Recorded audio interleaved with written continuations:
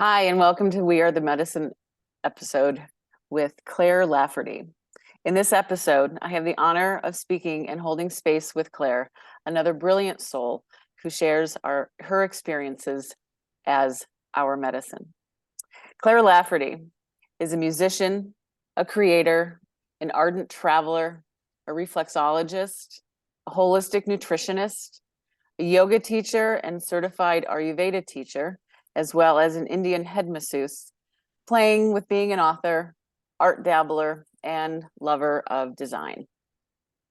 Claire and I met through our mentor, Melanie Maduri Phillips, whom I interviewed earlier this season. And we held space for one another in our class to heal and expand our own awareness of what it means to live our authentic truth. Claire, born in a small town in Ireland in the 1950s. At that time, Ireland not only was a country at war, was also a third world country struggling under the heaviness of the Catholic Church institution, colonization, and isolation. She set off at the early age of 20 to far off lands. Australia was the first, and then Canada, and the past 30 years or so in South America. She has been an ardent traveler ever since, having touched all continents on this planet, and finds it to be a fabulous education to immerse herself in other cultures and other spiritual practices, even though she comes from a deeply spiritual, magical, and mythical place within herself already.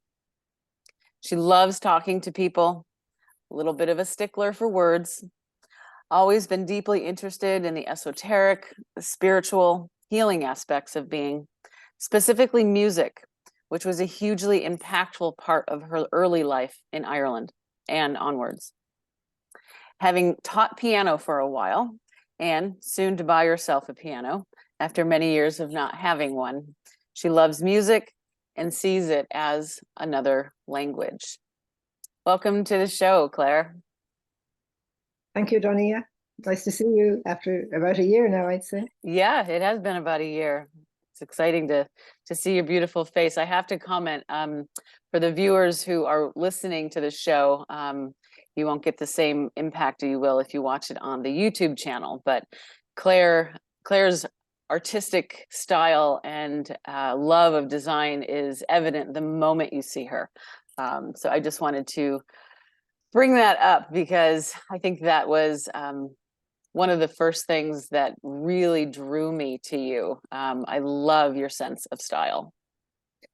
Well, I love it too. And it's a very interesting thing. I mean, as a teenager, more than a youngster, I grew up in a very small town.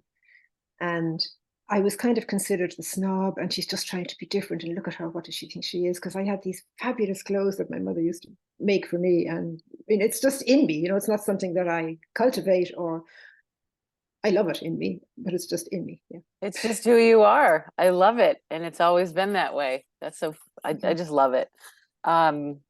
So I'm going to start this episode with a little bit of a icebreaker kind of question. So I would like you to describe the color yellow to someone who has never had the gift of sight.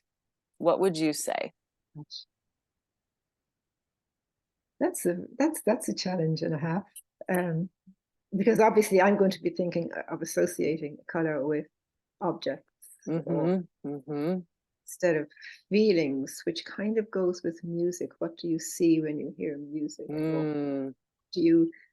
What language does music bring? So what language does yellow bring to me from my point of, in a way, I'm what's the word? I'm stuck, and yet in another way, it's another advantage to try and figure out. Right now, I have no idea.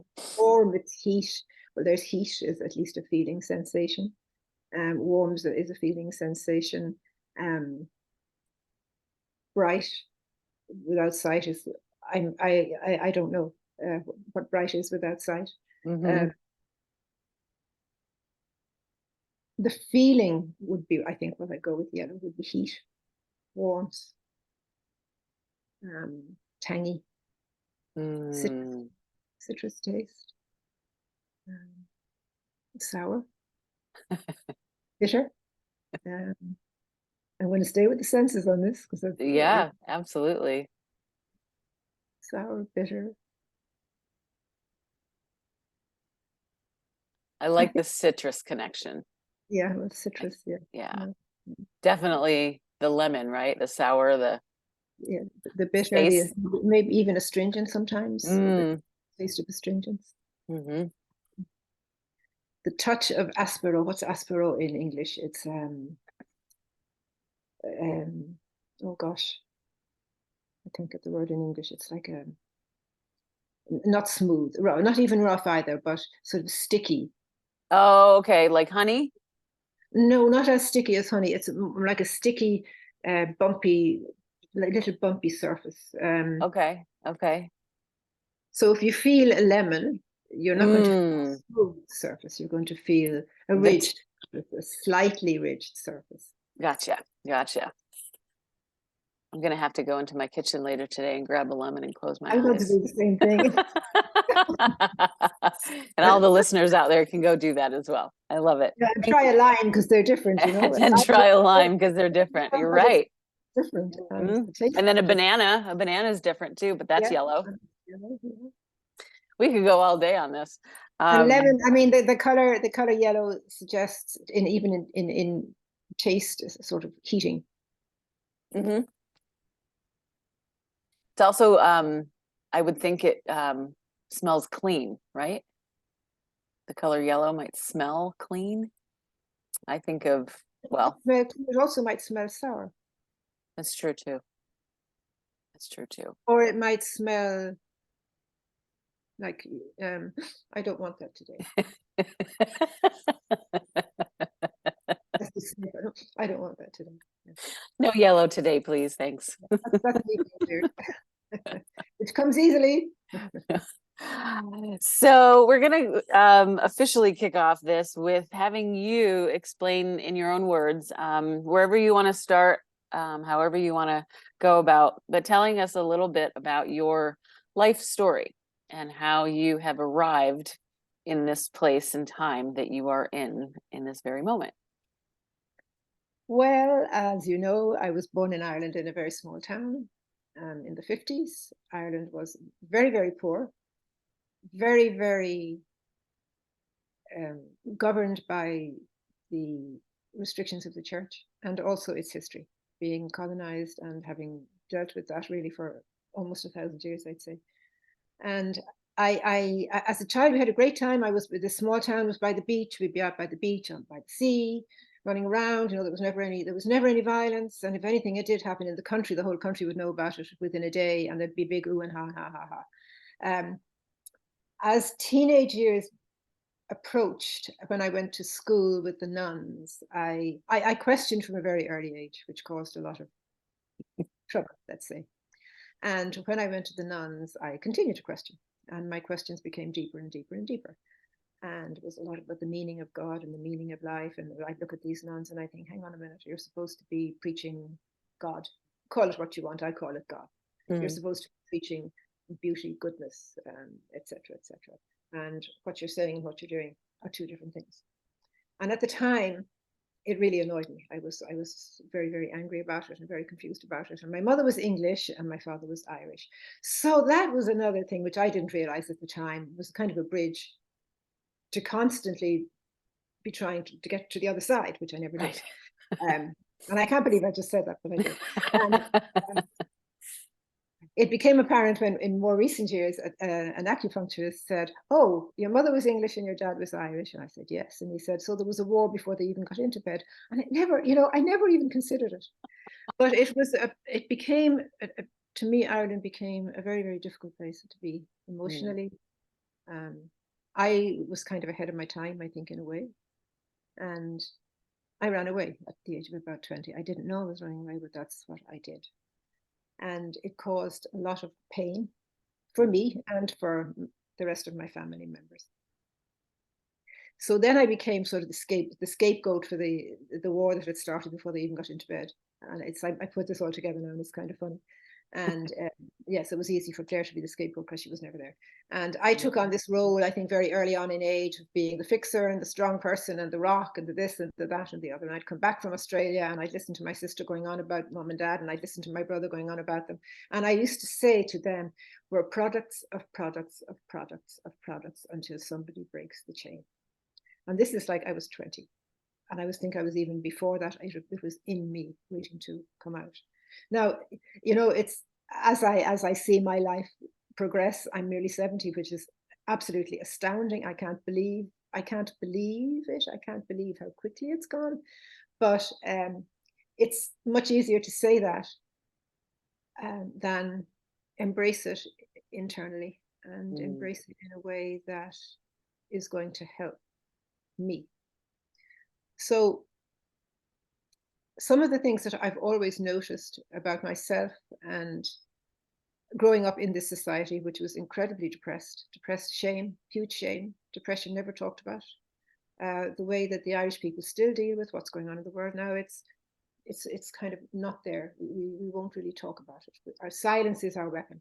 Well, silence is no longer a viable, valid, workable weapon in ways. And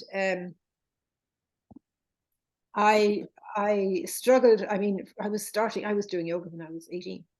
Now, people in Ireland hardly knew about yoga. When I went to Australia, I really did a couple of classes a week as something to do, but it was definitely a pathway for my being, me, who I was. And everyone thought I was a lunatic. I mean, you know, since pretty well day one, I've been what was oh, you never tame her, was some of the comments that particularly men used to say, you know, you'll never tame her.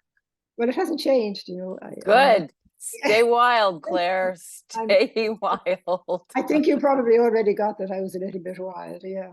I love it. Yeah. Yeah. And I like it. I mean, I like being a questioner. I like being analytical. Sometimes I maybe take it a bit too far. And I had many issues in terms of emotional issues through my life, and some of them were not easy to deal with. I think I fell apart about 20 years ago, and it was the scariest thing I've ever done in my life. Ayurveda came to me before that issue happened, and I had Dr. Vasant Lad's books for many years before I met him. And I was in India. I've been to India many times, and I was in India and I broke my ankle. I was going to the Iyengar Institute, and he was in Pune because he's from Pune, and he was going to build a center outside Pune to help the poor people. So he was giving, you know, $20, I think it was, for a consultation with Dr. Ladd to foreigners. And I said, oh yes, I knew someone that was studying with me. I said, God, I'll go, definitely. Yes. So as I say, I'd had his books, and I went and I lay down, and he took my hand, and he, you know, he took my pulse, and he looked at my eyes, and he looked at my tongue. And he started to ask me incredibly personal questions, i.e. miscarriages. I'm thinking, hang on a minute, how the hell do you know this? And other very personal probing questions. And when I finished with him, he said something about this story is beautiful, but it's a bit this and it's a bit that. When I finished, I said, this is it, this is for me, because it makes so much sense that we can gather so much information about ourselves if we care to breathe and sit with. And I think sitting with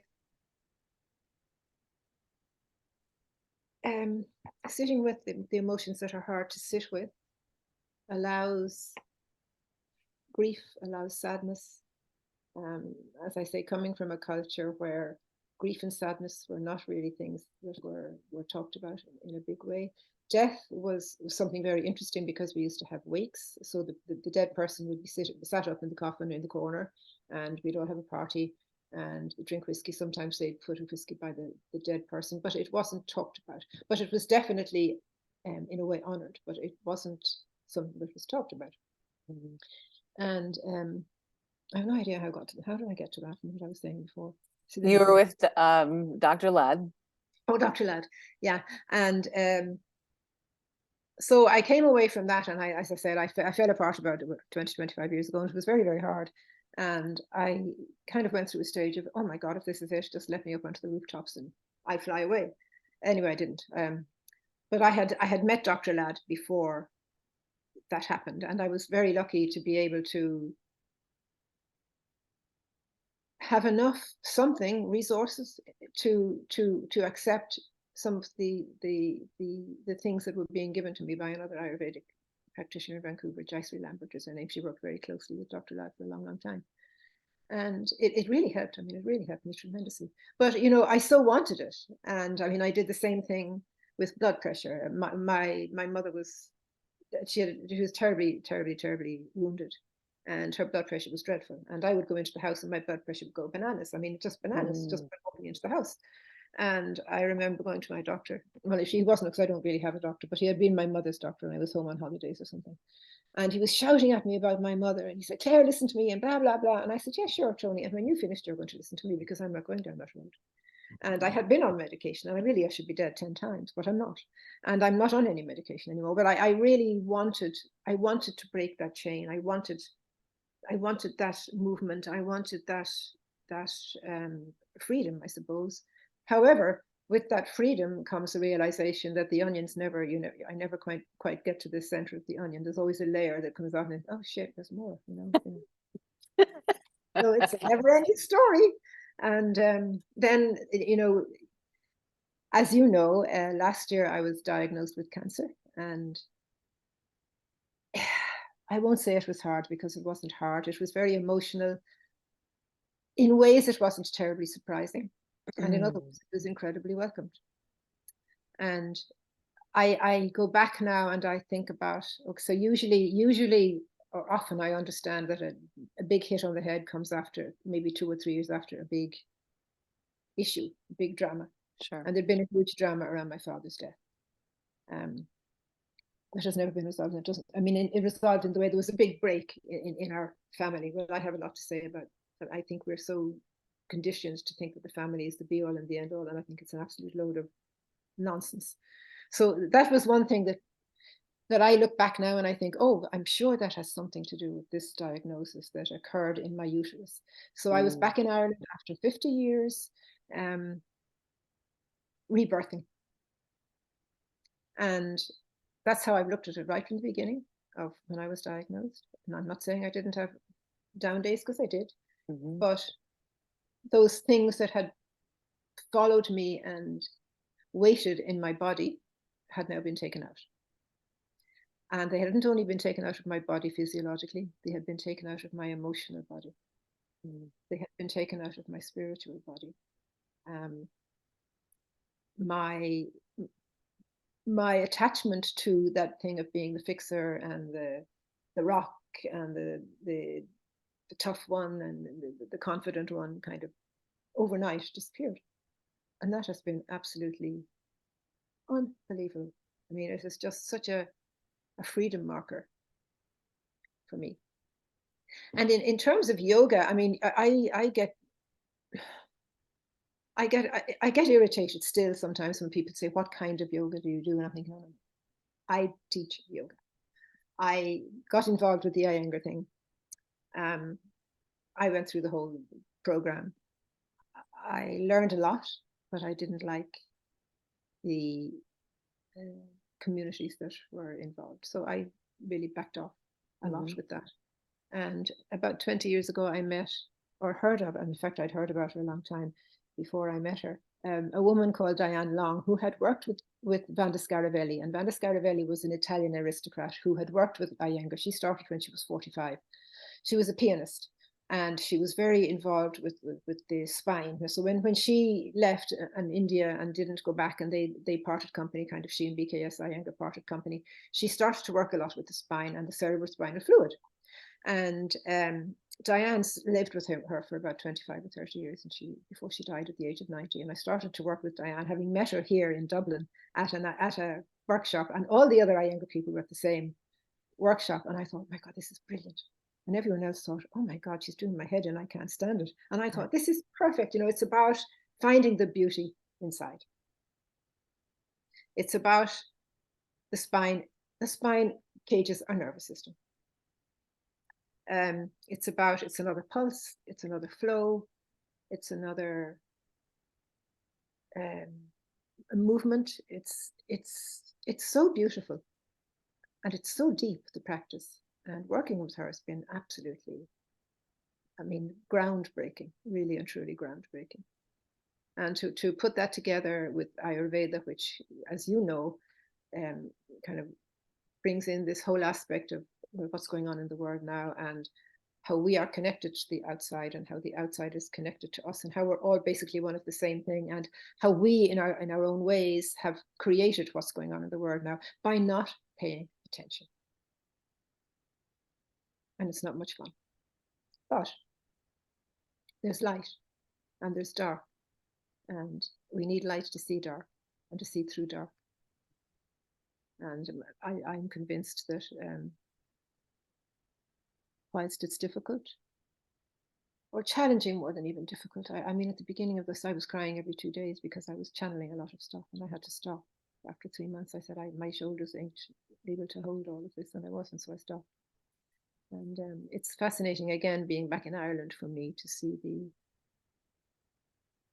oh God, I won't even call it denial, because I walk into a shop and all of a sudden we'll be talking about it and we'll all be saying the same things. And I'm thinking, I'm so scared, because you never know, if you say A to somebody, they're going to be highly offended, or, you know, it's a very...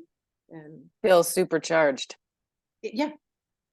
I think especially for those that do not want to address and see. So we come to addressing and seeing who I am, addressing and seeing who each individual is, and addressing and having the courage, and I don't mean that in an egotistic way at all, to go in search of that. Because somehow, if we deny ourselves, we deny the divine, we deny the beauty that we've been given as an innate part of our being, and we deny the I. And that's something else I had actually a lot of trouble with until more recent years, when, you know, people would talk about I used to think, and again, I'm sure it goes back to my upbringing of, who does she think she is, you know, saying I, and I did this and I did that and I did the other. And honestly, I had trouble with that until quite recently. It's not, you know, it's not. People, when I have conversations with people, they talk generally and say you, and I think, and I stop them and say, no, I, because you're talking about I, so don't say you if it's I. I think And language, it plays it's huge. Language is everything, Claire.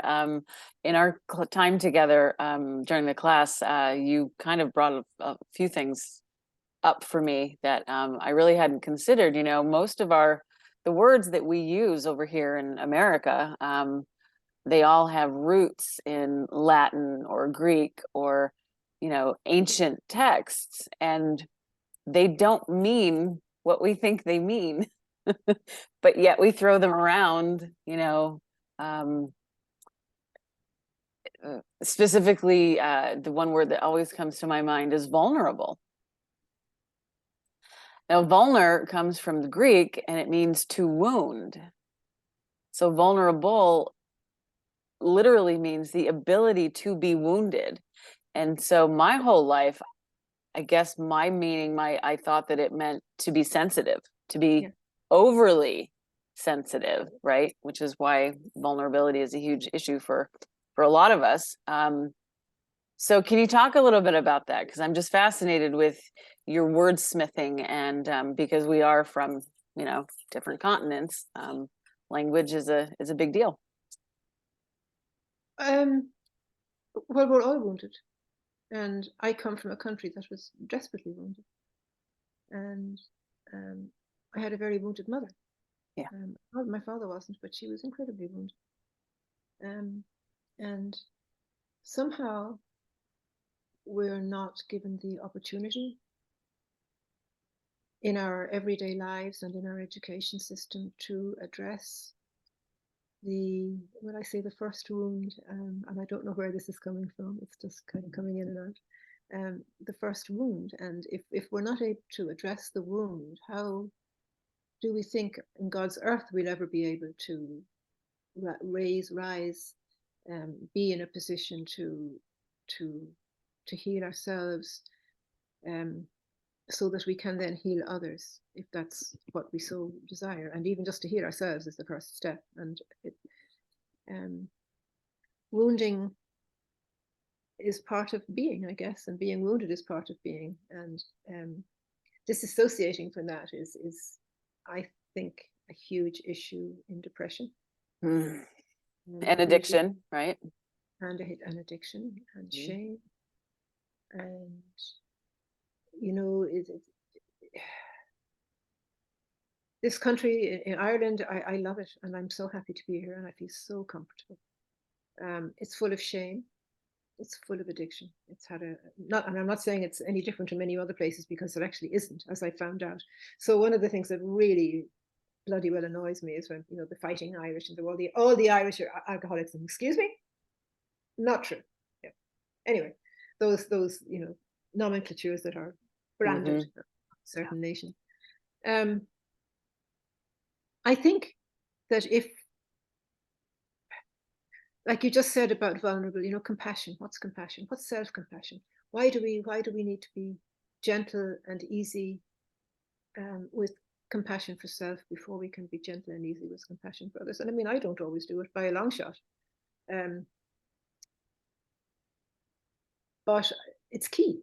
It's key to acknowledge the wound, to be with the wound, to whatever you need to be. If you want to be angry, don't deny it, don't suppress it. I mean, the suppression of anger, no doubt, had something to do with my diagnosis last year. And it's so interesting for me to, and I'm not scientific at all, or at least I don't think I am, but to see modern day science coming to those conclusions about the physiological effects of suppression. And to see and to be with, because I've never been involved with the medical system until I was in Ireland last year. It was atrocious. It was absolutely, I was thinking, oh my God. And I'm pretty, as you know, I'm pretty direct and pretty, if I ask a question, I kind of like an answer. And that just did not happen. Yeah. It doesn't happen here either, Claire. It's my body. I'm not a computer. I said this to my oncologist, I'm not a computer. You know, I'm a person. And the poor guy didn't know what to say to me. Anyway, yeah, the first wound is kind of the last wound, isn't it? And somehow, I always think it's such a shame that we're not taught at a much younger age, because we come in, I think, knowing everything. We already have it. And as we go through life, it's kind of knocked out of us by one thing and another. And I think when most of us don't really realize that until maybe 40, 45, and the gaps start to show and become apparent and become more apparent, even though we might know it from a much earlier age in our own realm. It doesn't really hit the strings in the mind to say, oh, I need to look at this.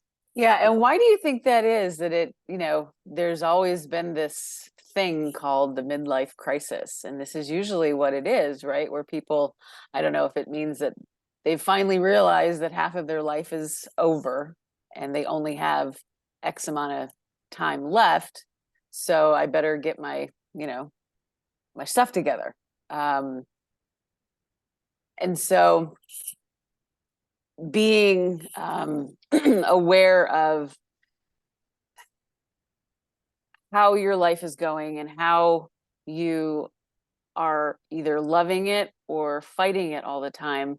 I think people, at least of my age now, are looking for what it is that is their drive to live the next 50 years of the life, or the next 30 years. Like, you know, am I really going to be perpetuating the same drama that, and I don't know if even people are noticing, you know, the drama, like you said earlier, noticing and being aware of how things and people and places make you feel. You actually can now make a choice based on how you feel about something. And if it doesn't feel good, if it's not a hell yes, it's a hell no. And the wounds that we have and the conditioning that we've had to go through, I know for myself, those were words I didn't even they weren't even literally in my vocabulary 2 or 3 years ago. And so,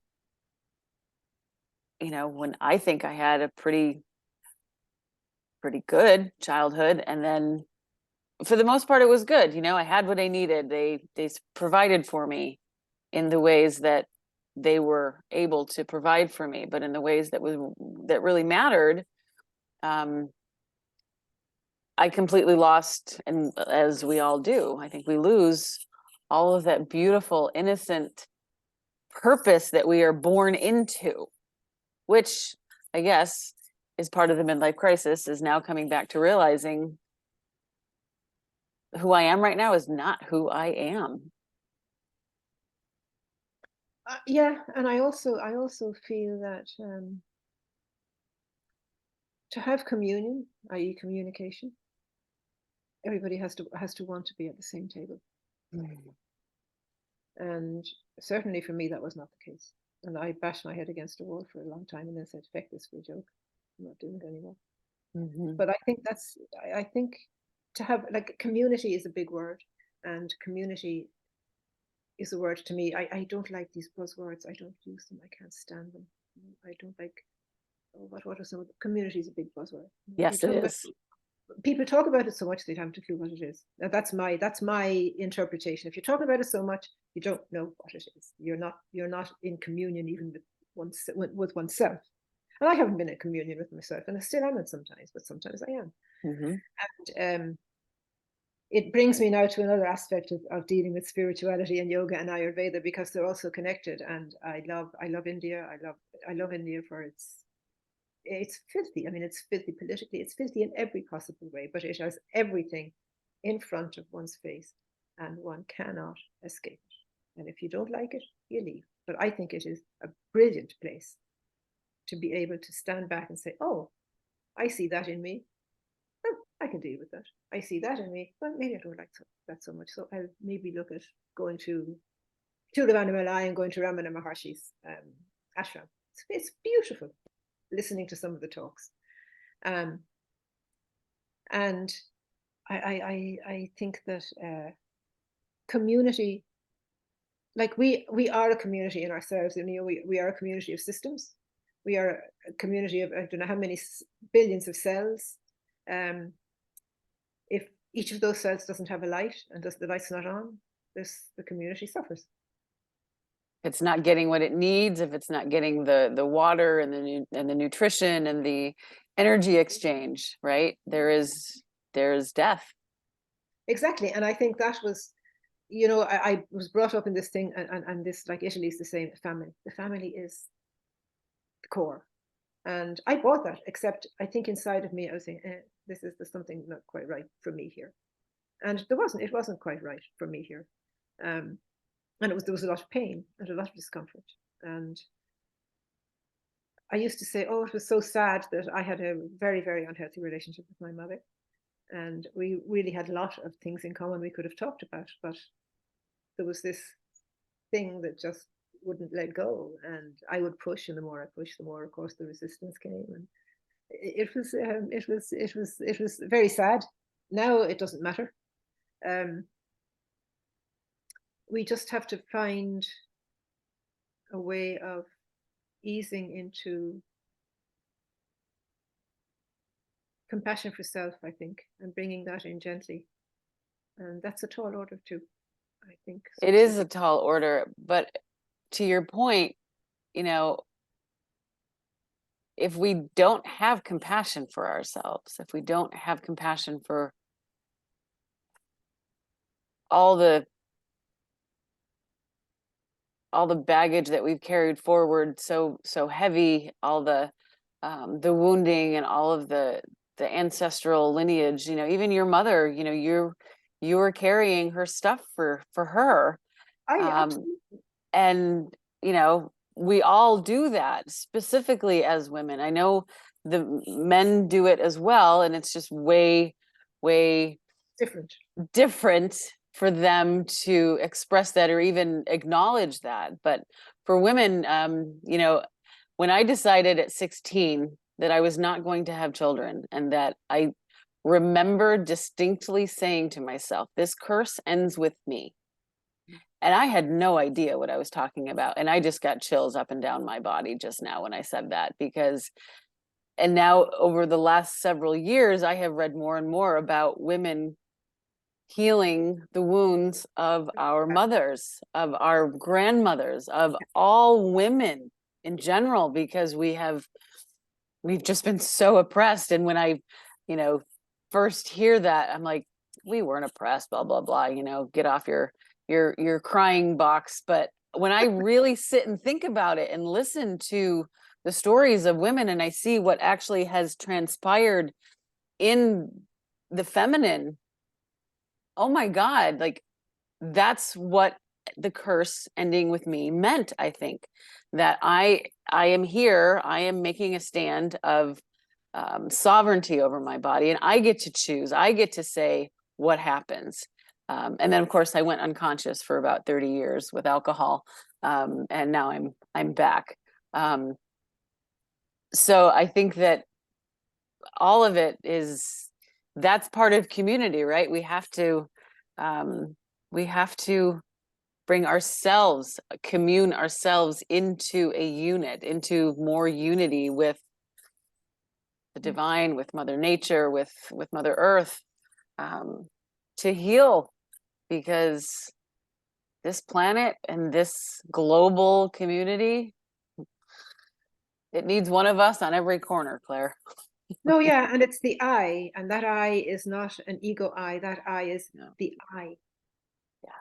And I never wanted children, never, just because exactly what you said. I did not want to be perpetrating.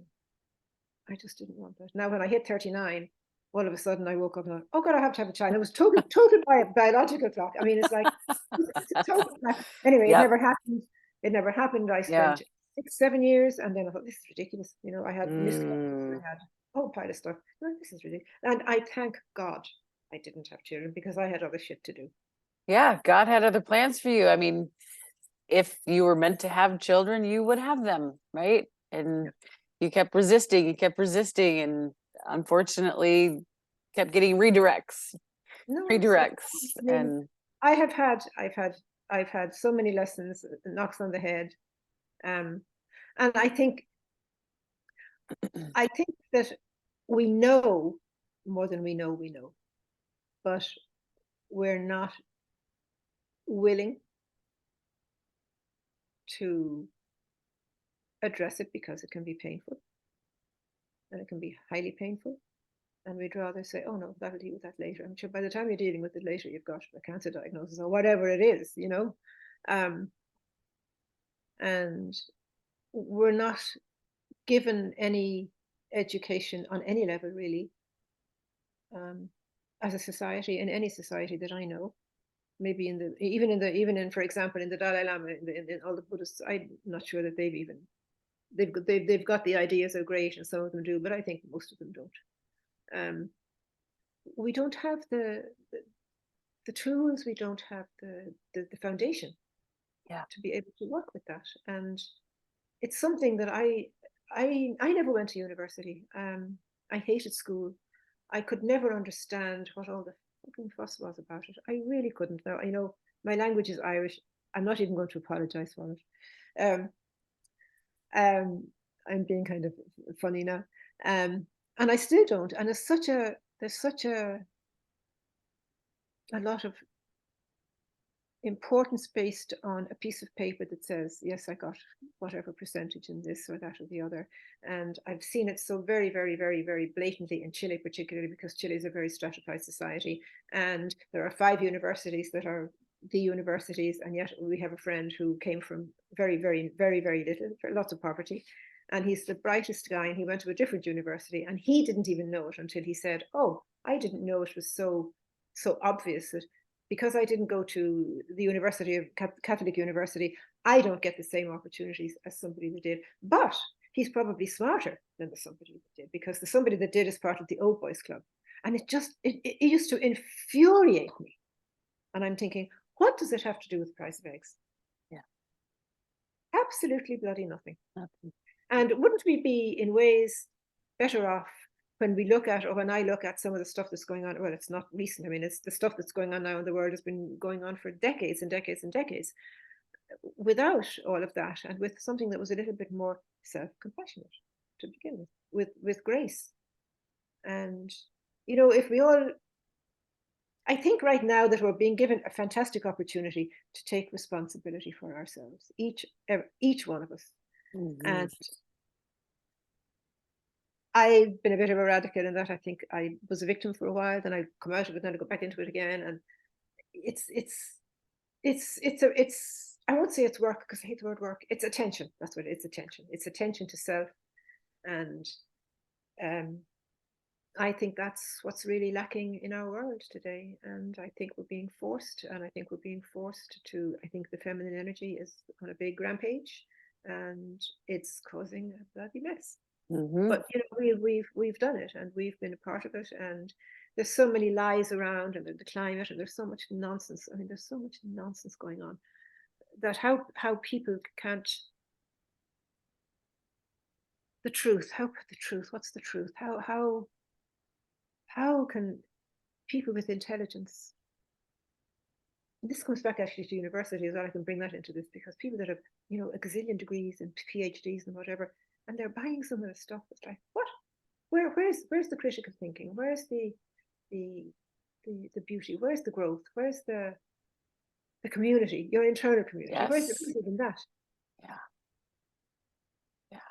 I don't know. So let me ask you,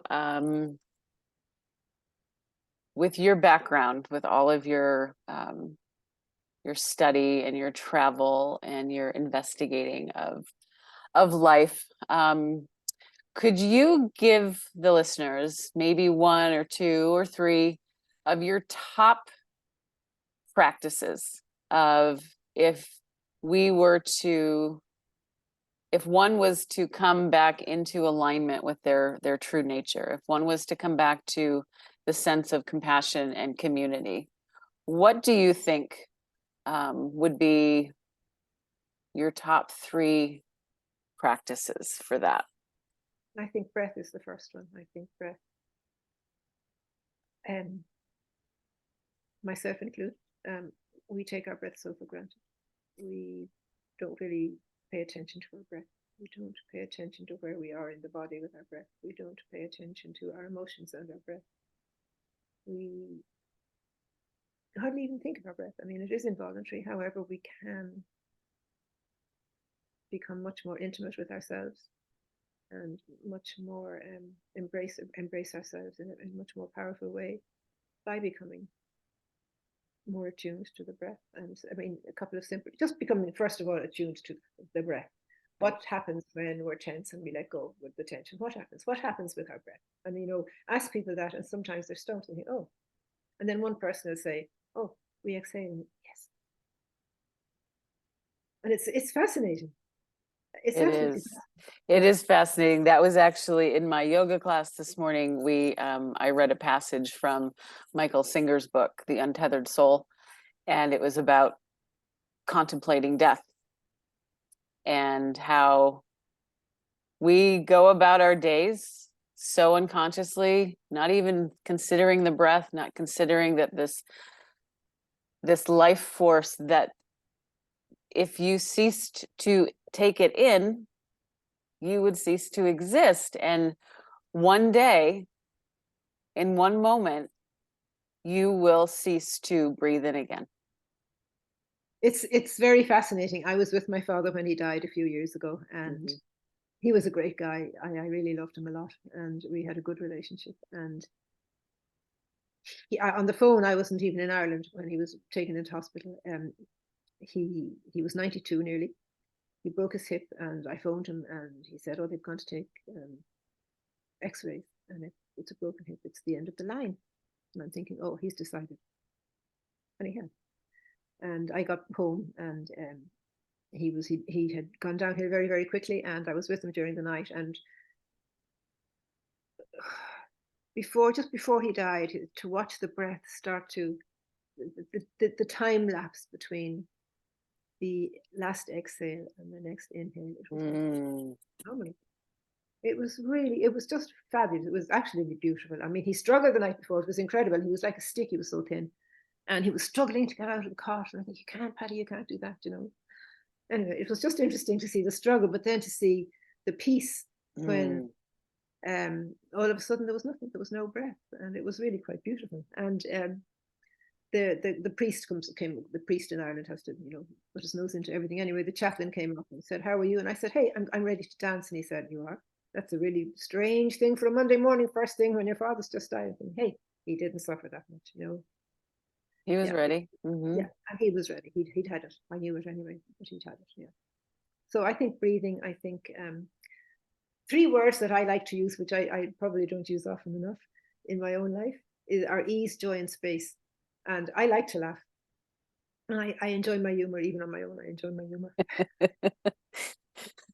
And I love the banter that happens in Ireland, and the way that we can sort of belly laugh. And I think that's it's a great, in Ayurveda, as you know, the pitta is in the solar plexus. So the belly laugh in twists and in laughing can really help to release that pitta, to release the fire, to release the agitation. I think it's brilliant.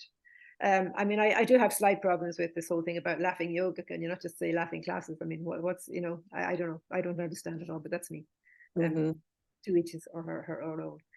And so it's breath, laughter, and the third one, ease, join, space. Space, well, space is I guess I'm referring more to an internal space. I'm very vata, so while space and air are part of my constitution, I'm also very scatty sometimes, or I'm very, not scatty, but I'm very, do this, do that, do the other, do blah, blah. It's not always easy for me to create space. And yet focus. Yeah, and I need it more now than I ever did in my life. So that's something that I actually need to work with. And I'm right now, it's a bit of a mess because of all the stuff that's going on in the house and everything that has to be done and da-di-da-di-da-da.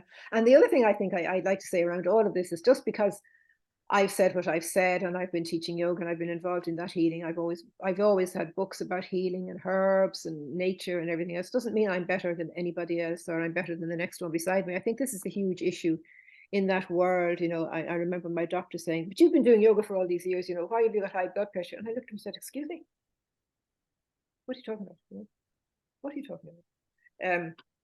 It's just a very clear way of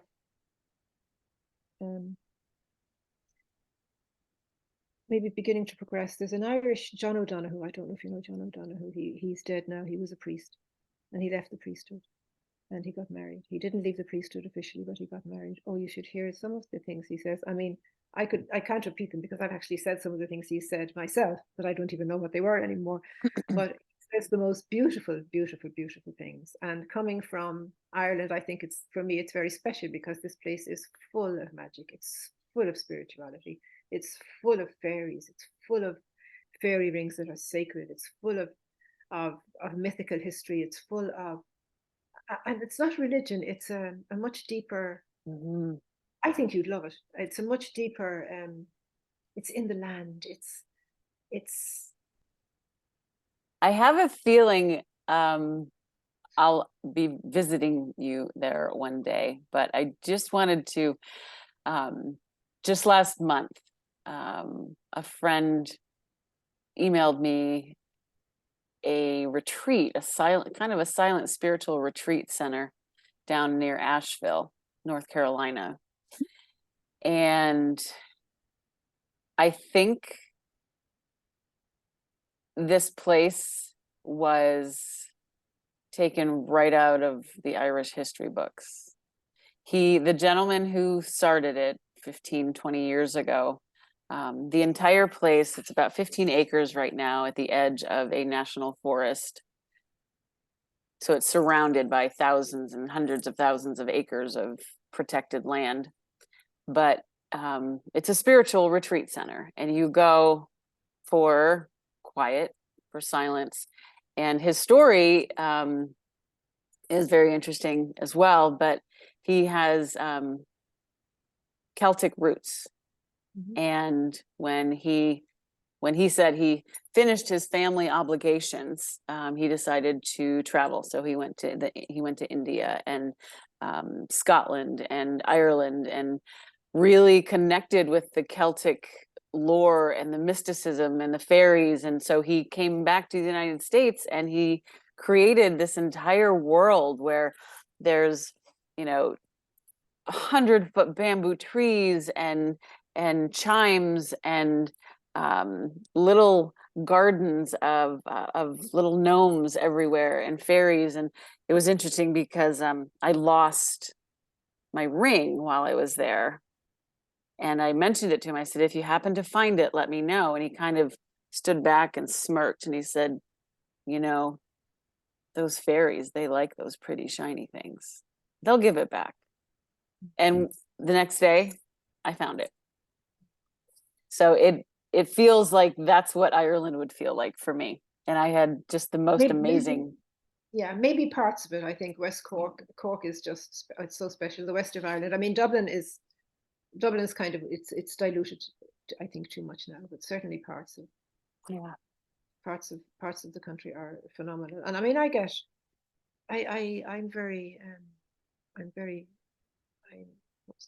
very sensitive to the connected communication between me and spirit, whatever you want to call it.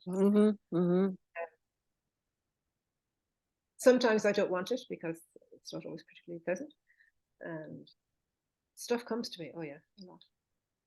Yeah. And words come out of my mouth. It comes in. If it comes into my head, it's not something I think. It just comes in and out. And it's not always very welcome. Oh, it was very funny. I have to tell you, I was at a singing group the other night on Monday, and we finished the singing and we were holding hands and we had to say something we appreciated about ourselves, and then we had to say something about the person who beside us on the left-hand side. And it came to the person on my right-hand side, and she said what she appreciated about herself. And then she turned and she said, and Claire, I appreciate her directness and her straight truth-telling. And I laughed and I said, a lot of people don't like that about me, Anna. Thank you.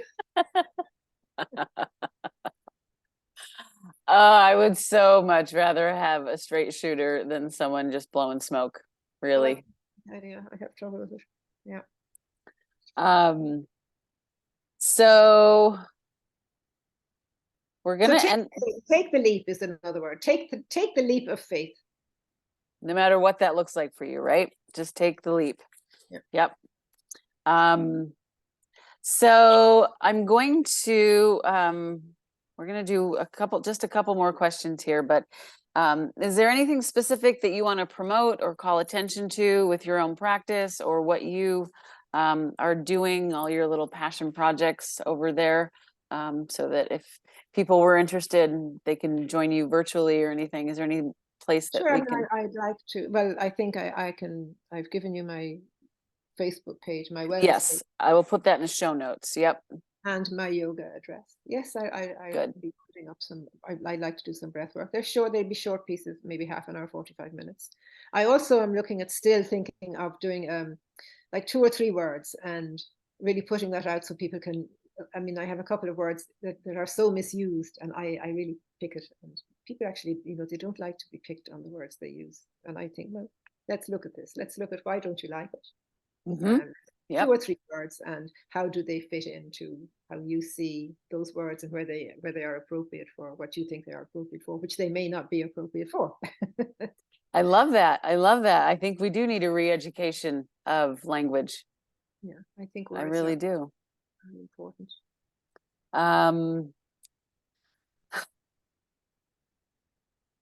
So final question for you.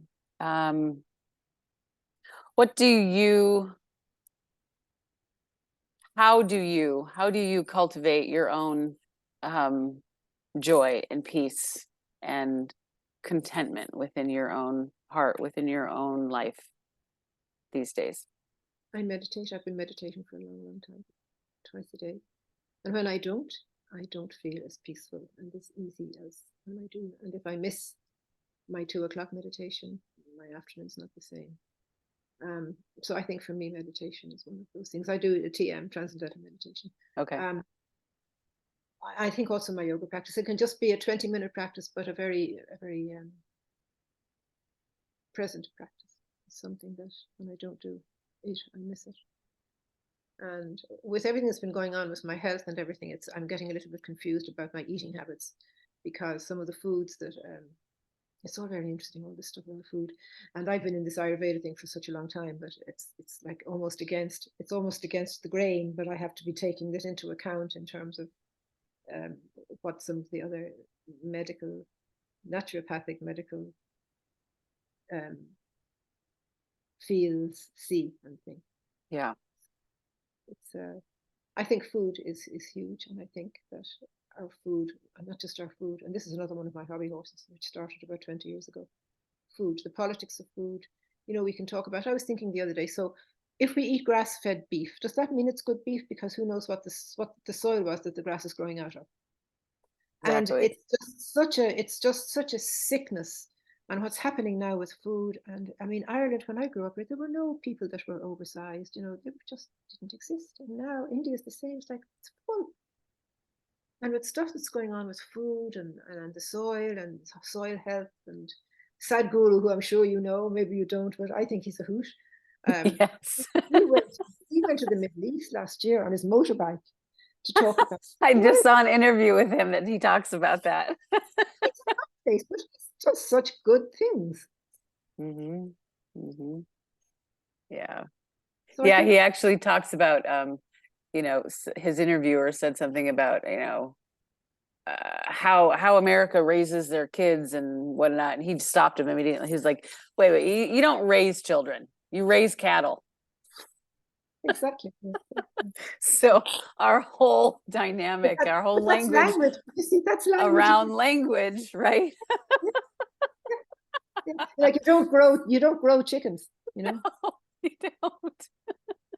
God. But I totally hear you on that food issue. I've been on the genetically modified kick for over 2 decades now, and finally people are still asking questions of what GMOs are, and it just astounds me that that the majority is just still so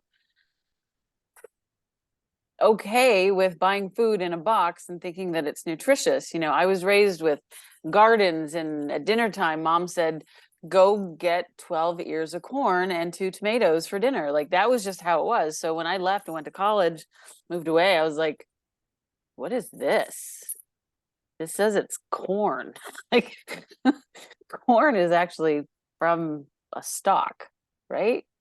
So I got really confused. So I can only imagine anyone who's never had the blessing and the ability to grow their own food to even really grasp what the food industry is.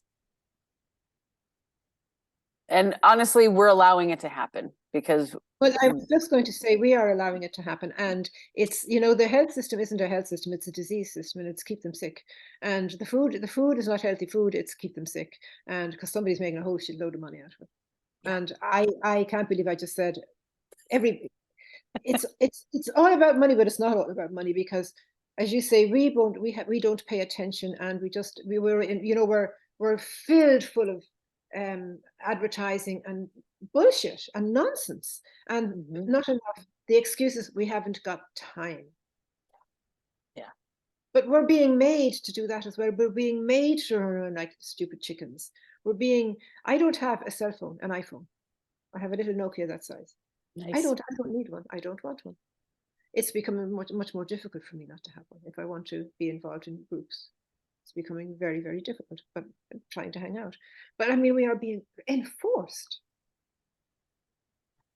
And that to me is evil. And I don't like good and bad, and I don't like right and wrong, and I don't like good and evil. But I've used evil in the past 3 years a few times. Well, it doesn't resonate with you, right? It feels totally incomprehensible that, 90% of the planet is really, I guess, thinking that they're okay with that, with how things are. And until you come up against a life crisis or something that turns everything upside down for you to start looking at your life and what you're doing, and are you making the most positive choices for you, they're never going to need a reason to question it. So I applaud you for being the investigator and the questioner and the bringer of light in so many different ways. I am a kindred spirit with you on several levels, being the scapegoat, being the black sheep, being the one who wanted to heal our deep-seated ancestral traumas. Yeah, well, you know, but it's all around us. I mean, if we can't see what's going on now, that like we're hooped, and I don't think we are hooped. I think that what's going on now can't. I think it will eventually dissipate. I know the Maharishi Mahesh Yogi 50 years ago, apparently, my doctor that I go to here is a medical doctor, and he's an Ayurvedic doctor, and he's Irish. He's old, he's about 80 now, I'd say. But he was very closely entangled with Maharishi Mahesh Yogi, and Maharishi Mahesh Yogi predicted everything that's happening now. Well, of course he did. I mean, it was going on then, and it's just, and you know, you've heard about the indigo people, I suppose, and they're all these new souls that have been brought in as the light. And I mean, it sounds so cliche, and I know it does, and I don't really like that, but it is light, and it is light and dark. And we are, in my opinion, in a darker place than even Nazi Germany, much, much darker. But I also think that we may be feeling that we're in a darker place because all of the light bringers are coming forward, and there needs to be a little bit of a balance, and the more light, the more darkness, and eventually I think it's all just going to collapse into itself. I think so too. You're right. I think the light is showing the dark. There's more light to show the dark. Yeah, I agree entirely. Oh, it has been such a pleasure to talk with you. I can't wait to get my airplane ticket to see you sometime. Maybe in the next year or so. I think that would be a lot of fun. You can show me all the old haunts. Some of the old haunts. Oh my God. Thank you for asking me. It was great. I enjoyed it. I love this kind of good interaction. Thank you. I'm so glad. You're very welcome. So we will say goodbye, and thank you for listening.